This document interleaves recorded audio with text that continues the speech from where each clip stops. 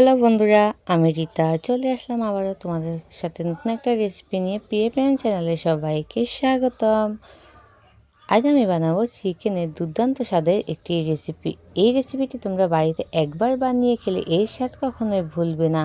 Chicken তো অনেকভাবেই রান্না করে, একবার আমার মতো করে রান্না করে দেখো, সবাই তোমার প্রশংসা করবে। ছোট থেকে বড় সবাই কিন্তু চেয়ে চেয়ে খাবে। তুমি বাড়িতে একটু বেশি করে বানাতে হবে এই রেসিপিটি। নতুন বন্ধু আমার চ্যানেলে যারা আছো, প্লিজ চ্যানেলটি সাবস্ক্রাইব করে পাশে থাকবে আর নোটিফিকেশন অল করে রাখবে, যেহেতু আমি ভিডিও দিলে সবার আগে তোমরা দেখতে পাও। পুরনো বন্ধু সবাইকে অনেক অনেক ভালোবাসা। সকল বন্ধুকে অনুরোধ করবে একটা লাইক দিয়ে ভিডিওটা দেখা শুরু করবে। আর তোমাদের সুন্দর সুন্দর কমেন্টে বলে যাবে কেমন হয়েছে। তোমাদের কমেন্টগুলো পড়তে আমার খুবই ভালো লাগে এবং তোমাদের এত সুন্দর কমেন্ট দেখলে এরকম ভিডিও বানাতে সত্যি খুবই আনন্দিত হই। কে কোথা থেকে আমার ভিডিওটা দেখছো অবশ্যই কমেন্ট বক্সে বলে যাবে। আর এই রেসিপিটি বন্ধুরা বানাতে একদমই খুবই সহজ। এই রেসিপিটি ভাত রুটি সব কিছুর সাথে কিন্তু দুর্দান্ত লাগে। রেসিপিটি তৈরি করার জন্য এখানে আমি কড়াই বসিয়ে দিয়েছি আর তেলটা দিয়ে দেওয়ার পর এখানে কিছুক্ষণ অপেক্ষা করব তেলটা গরম হয়ে যাওয়ার জন্য। তেলটা গরম হয়ে যাওয়ার পর এখানে আমি দিয়ে দিব হচ্ছে 4-5টা এলাচ আর দিয়ে দিব 2টো তেজপাতা দিয়ে আমি একটু ভালোভাবে এটাকে নাড়াচাড়া করে ভেজে নেব। কয়েক সেকেন্ডের মতো আমি এটাকে নাড়াচাড়া করে ভেজে নিয়েছি। তারপরে এখানে আমি দিয়ে দিব হচ্ছে পেঁয়াজ কুচি। এখানে আমি বড় সাইজের 2টো পেঁয়াজ দিয়ে দিয়েছি। পেঁয়াজটা দিয়েও খুব ভালোভাবে কিন্তু এটাকে ভেজে নেব। এটাকে এরকম লালচে করে পেঁয়াজটা ভেজে নেব। ভেজে নেওয়ার পর এখানে আমি দিয়ে দিব হচ্ছে মশলা। দিয়ে দিচ্ছি 1 চা চামচ আদা বাটা, 1 চা চামচ রসুন বাটা, দিয়ে দিব কাঁচা লঙ্কা বাটা 1 চা চামচ। তোমরা চাইলে এখানে কাঁচা লঙ্কা বাটা নাও দিতে পারো, কোনো অসুবিধা নেই। দিয়ে ভালোভাবে এটাকে মিশিয়ে আমি খুব ভালোভাবে এটাকে কষিয়ে নেব, যেহেতু আদা রসুনের কাঁচা ফ্লেভারটা চলে যায় তার জন্য। দিয়ে আমি এটাকে খুব ভালো করে কিন্তু কষিয়েছি, একদম লো টু মিডিয়ামে রেখে কিন্তু বন্ধুরা আমি রান্নাটা করছি।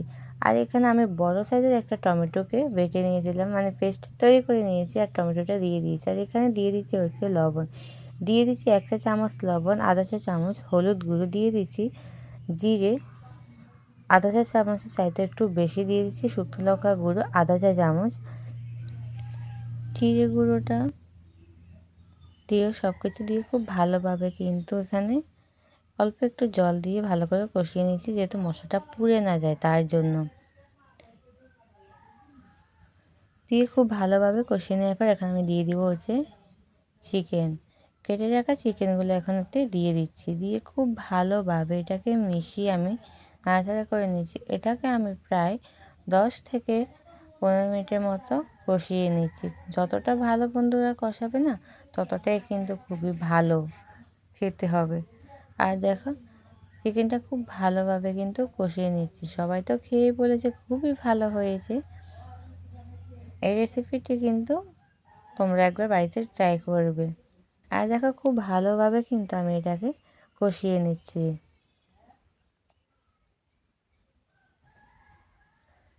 সকল বন্ধুকে অসংখ্য ধন্যবাদ আমার সাথে থাকার জন্য। প্লিজ কেউ স্কিপ করবে না, তাহলে কিন্তু সম্পূর্ণ ভিডিওটা বুঝতে পারবে না। আর এখানে দেখো মাংসটা খুব ভালোভাবে কিন্তু কষিয়ে নেব। মাংসটা কষিতে কষাতে যে এক্সট্রা জলটা বের হয় না, ওটা কিন্তু খুব ভালোভাবে টেনে যাবে। আর খুব ভালোভাবে কিন্তু মাংসটাকে কষিয়ে নিতে হবে।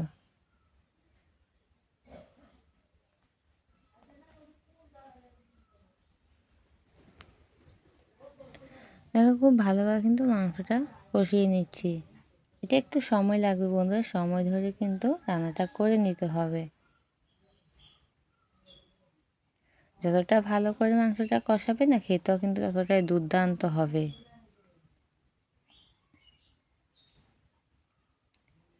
আর এটাকে খুব ভালোভাবে কষিয়ে নেব। আমি কিছুটা গরম জল করে রেখেছি। যে কোনো রান্নাতেই বলো না কেন বন্ধুরা, গরম জলটা ব্যবহার করলে রান্নার স্বাদ কিন্তু দ্বিগুণ বেড়ে যায়। আর এখানে আমি দিয়ে দিচ্ছি হচ্ছে কুসুম গরম জল। পরিমাণ মতো জলটা দিয়ে দিয়েছি। দিয়ে আমি এরপর আবার 4-5টা কাঁচা লঙ্কা গোটা দিয়ে দিয়েছি। দিয়ে এটাকে খুব ভালোভাবে ফুটিয়ে নেব। আর দেখো অপেক্ষা করব 6 থেকে 7 মিনিট। মাংসটা খুব ভালোভাবে কিন্তু দেখো হয়ে এসেছে, কতটা সুন্দর একটা কালার চলে এসেছে দেখতেই পাচ্ছ। টোটালি জলটা দেওয়ার পর আমি মাংসটাকে আরও 15 মিনিট রান্না করে নিয়েছি। আর রান্নাটা কিন্তু বন্ধুরা আমার পুরোপুরি কমপ্লিট হয়ে এসেছে, দেখতে পাচ্ছ রান্নাটা কিন্তু একদম শেষের দিকে হয়ে গেছে।